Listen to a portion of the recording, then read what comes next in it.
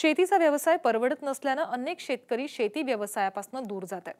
मात्र पुणे जिल्ह्यातील रोहिदास काळकुटे यांनी दुग्ध व्यवसायाची कास धरली आहे। या व्यवसायातून त्यांना महिन्याला 50,000 रुपयांचा नफा मिळतोय।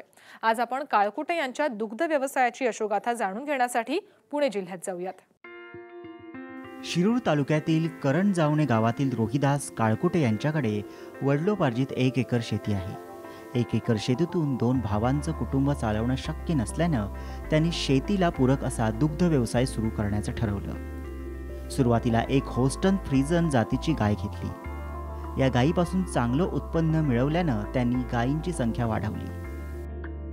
वडिलोपार्जित शेती आपल्याला 1 एकर होते। त्यापासून आपण म्हणजे जास्त आपल्याला शेतीतून उत्पन्न मिळत नव्हतं, त्यासाठी आपण एक गाय धंदा म्हणून चालू केलं। एक गाय घेतल्याच्यानंतर आपल्याला त्या गायच्या याच्यातून जरा उत्पन्न भेटायला लागल्यामुळं आपण आणखी गाय वाढवल्या। त्या गायीपासून आपल्याला आणखी उत्पन्न वाढावं वाढले। त्याच्यानंतर आपल्याला आम्ही 2 जण भाऊ असल्यामुळे बाहेर काम करण्यापेक्षा आपल्याला असं मनातून वाटलं की अजून आपण गायी वाढवू। शिक्षणानंतर शहरात जाऊन नोकरी करण्यापेक्षा रोहिदास आणि त्यांच्या भावानं दुधाचा व्यवसाय वाढवला।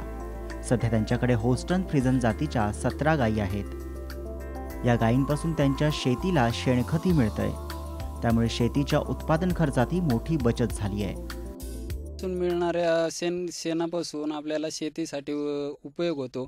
जे पहिले शेतीत जे उत्पन्न भेटत होतं त्यापेक्षा आता जास्त उत्पन्न भेटते शेणखतापासून।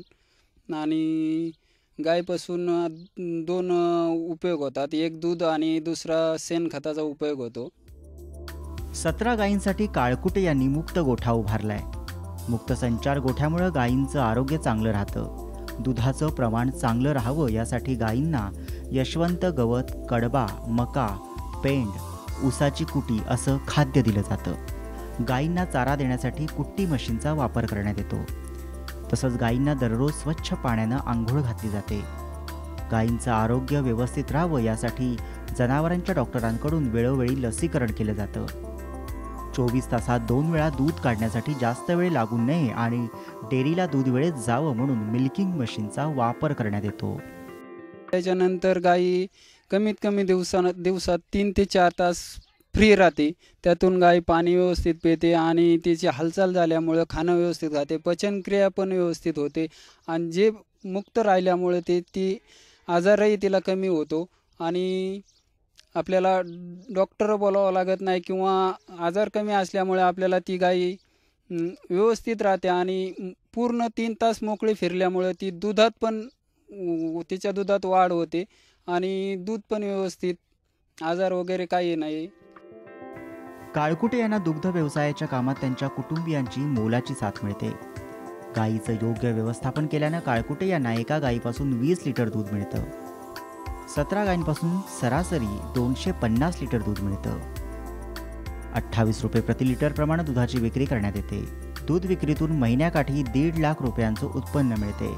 1 लाख रुपयांचा खर्च वगळता महिन्याकाठी 50,000चा निव्वळ नफा मिळतो।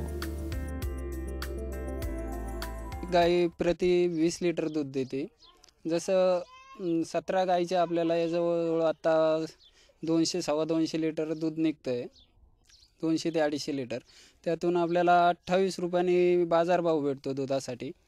तर त्यातून समजा 1.5 ते 2 लाख रुपये आपल्याला महिन्याचं बिल निघतं आणि त्यातून 1 लाख खर्च होतो। तर 50,000 महिन्याला आपल्याला राहतात त्यांच्यातून। नैसर्गिक संकटांमुळे शेतीचा व्यवसाय सध्या तोट्यात जातोय, त्यामुळे लहान शेतकऱ्यांनी रोहिदास काळकुटे यांच्याप्रमाणे सुरुवातीला एका गायीपासून दुग्ध व्यवसाय सुरू केल्यास त्यांनाही महिन्याकाठी शाश्वत उत्पन्नाची सोय होईल। सुनील पवार, साम टीव्ही, पुणे।